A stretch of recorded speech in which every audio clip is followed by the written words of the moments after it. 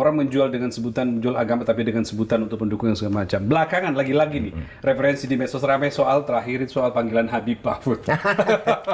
Kiai Said juga beberapa kali. Ahlinya beliau nih.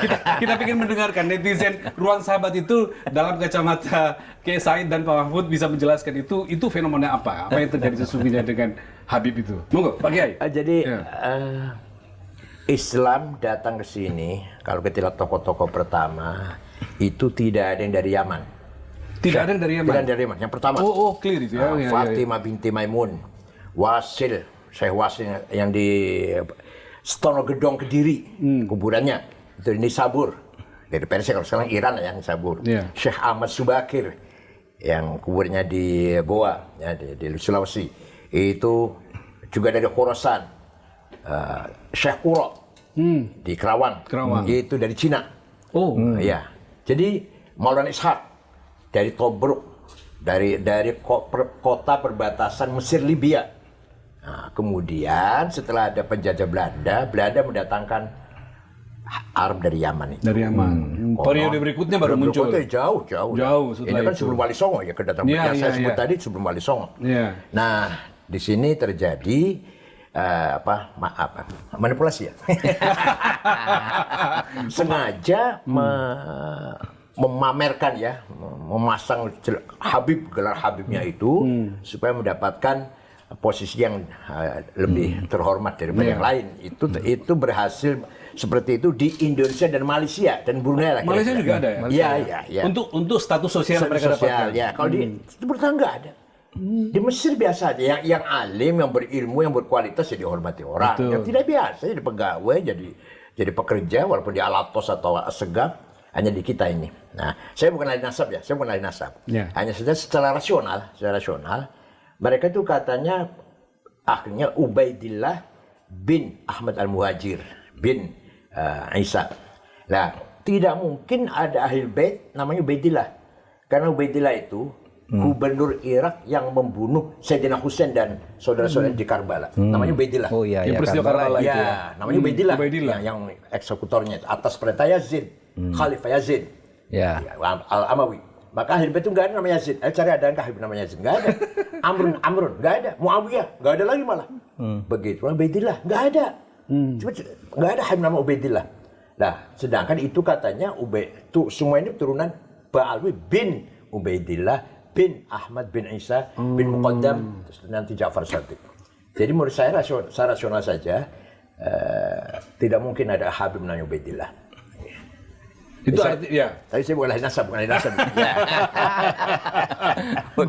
Pak Mahfud juga beberapa kali ditanya soal itu kan oleh netizen. Saya itu ya bukan ahli nasab juga, tapi saya membaca filologinya Minahim Ali itu jelas ya. Nampaknya tidak ada kaitan itu antara apa yang sekarang disebut habaib di Indonesia itu dengan Ali atau dengan Nabi Muhammad apalagi gitu. Tetapi begini, saya tidak peduli itu apakah benar apa tidak. Dia ada kaitan. Bagi saya yang menyinggung rasa nasionalisme saya itu ketika pejuang-pejuang kemerdekaan dari nenek moyang kita itu katanya Habib. Yang menentukan merdeka tanggal 17 itu Habib. Waduh. Jadi klaim-klaim seperti itu yang terganggu gitu ya. Ada surat resmi Bung Karno ya, dalam surat menyoratnya dengan Hasan itu dia merasa jengah dengan Habib. Saya nih kok begini ya, Habib nih kok begini, merasa menindihkan diri. Saya tidak suka kata Bung Karno. Ada suratnya. Ada suratnya itu. Ada suratnya. Nanti bisa dilihat. Jadi Bung Karno tuh tidak bersahabat dengan Habib. Bahwa mungkin kenal tuh iya. Bahkan sesudah merdeka ketemu lalu di foto-foto itu iya. Gitu. Apalagi memberikan posisi yang lebih tinggi gitu ya. Ada itu ya. Iya, ada surat menyorat Bung Karno dengan Hasan itu. Saya tidak setuju. Seakan-akan Habib ini kelas tersendiri gitu tuh Bung Karno gitu.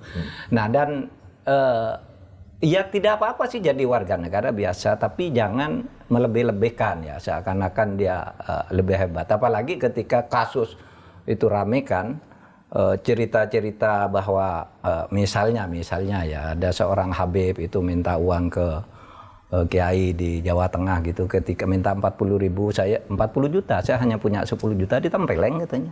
Astaga. Oh iya. Lalu di Madura itu ada seorang punya istri cantik, kalau kamu ingin masuk surga keturunanmu diminta istrinya, dibolehkan.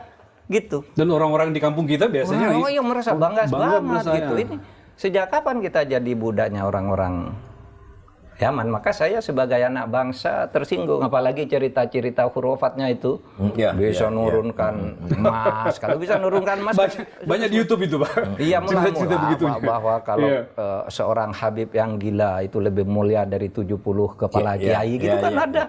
Nah, ketika cerita itu beredar kan ada yang berteriak tuh, Habib yang dari Habib yang rambut perak itu sama Habib Rizik. Coba tunjukkan kepada saya.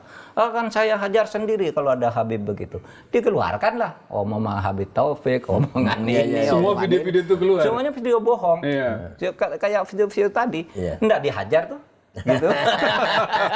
Sudah disebut ini alamatnya, ini namanya, tanggal sekian, ngomongnya ini sih. Enggak ada dihajar, katanya mau dihajar sendiri. Katanya, ayo keluarkan gitu. Nah, di situ saya kira kita tidak anti Habib. Habib yang baik sekali banyak di Indonesia ya toh. Kita punya Habib Quraisy Shihab, Habib Alwi Shihab dan macam-macam banyak sekali yang selama ini jadi panutan kita, orang yang berilmu gitu ya. Iya, tapi yang Habib-Habib yang seperti itu lalu ya kembali pada inna akramakum indallahi atqakum. Orang yang paling mulia. Orang yang baik, berilmu, bertakwa, berakhlak, kita hormati. Habib kayak Cina kayak apapun dia gitu ya. Iya, betul. Sebaliknya orang fasik, orang yang perilakunya jelek ya nggak usah kita hormati lah. Clear itu ya.